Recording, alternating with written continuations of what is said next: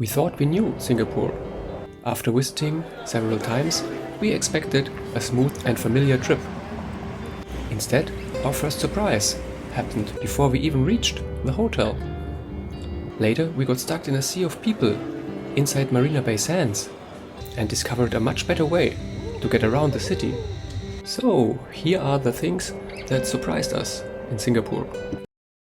Landing at Changi felt like coming back to a place we already knew. Immigration was quick, luggage arrived fast, and ordering a Grab took just a few taps. We had used the app many times before, so we didn't think twice about it. When we reached the hotel, the driver turned around and asked us to pay in cash. That wasn't what we expected at all. Singapore is one of those places where we hardly ever use cash anymore. Luckily, we had still some Singapore dollars left from our previous visit, otherwise that could have become a rather awkward start to the trip. It turned out the payment settings in the app had changed after an update. A tiny detail, but one that almost caught us out. Lesson learned: before booking your first ride, take 10 seconds to check your payment method. We had just come from Shenzhen, where mornings were incredibly calm and relaxed. In Singapore, the regular breakfast area was a completely different experience. Families, tour groups, children, conversations from every direction, full of life, but also much louder than we expected. Luckily, we had booked a club room and decided to have breakfast there instead. Suddenly, everything changed. Fewer people, a quieter atmosphere, and a much more relaxing start to the day. It wasn't about luxury, it was simply about enjoying a peaceful morning before heading into the city. The club lounge fixed our mornings. Our evenings were a different story. In the evening, we headed to Gardens by the Bay for the Super Tree light show. We've seen it before, and it's still one of those places that never gets old. Getting back, however, was a different story. We decided to walk through Marina Bay Sands without really looking where we were going. The building is enormous, and before we realized it, we had joined a huge crowd, all trying to get to the same elevators. We weren't stuck for hours, but after a long day and with dinner getting further and further away, it certainly felt like it.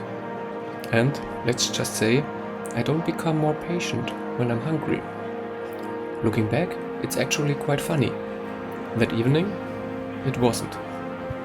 Coincidentally, we also discovered a better way to move through the city around this time. One thing we completely underestimated was Singapore's bus network. On previous trips, we mostly walked or used the MRT. Fast but underground, and frankly, a bit anonymous. This time, we hopped on a bus almost on impulse, tapped our phone with Google Pay and found a seat by the window. And that's when we the first time saw the building 10 Square. We had probably passed that same stretch a dozen times before, underground on the MRT, without ever knowing it was there. Sometimes the best way to see a city isn't the fastest way. The bus wasn't just practical, it also got us thinking about slowing down and looking for experiences off the obvious path. Like this rooftop garden. One of our favorite moments happened before breakfast. We had booked tickets weeks in advance for a rooftop garden overlooking Marina Bay. It isn't one of Singapore's most famous attractions, but that was exactly what we liked about it. There were only a handful of visitors, the gardens were beautifully maintained, and the views across the skyline were fantastic in the soft morning light. It was a completely different atmosphere from the busy tourist hotspots later in the day. Experiences like this remind us that spending a little time researching before a trip often leads to some of the best memories. That same instinct, looking a little closer, applied to more than just places. It applied to people too. One thing we always try to do before traveling is learn a few basic words. Just a simple hello or thank you. We are far from fluent, but people usually appreciate the effort. Ordering a coffee with a few words of Malay often led to a smile and sometimes even a short conversation.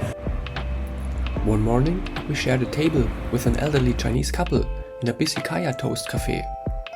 Seating is limited in many of these places, so sharing tables is quite normal. But breaking the ice can still feel a little awkward. A simple ni hao and a few words in Mandarin were enough to start chatting. It turned an ordinary breakfast into one of those small travel moments we'll probably remember much longer than another photo of the skyline. None of these moments were dramatic, but together they're exactly why a place we thought we knew keeps surprising us. We're coming back. This year, in fact, as the final stop of our China trip.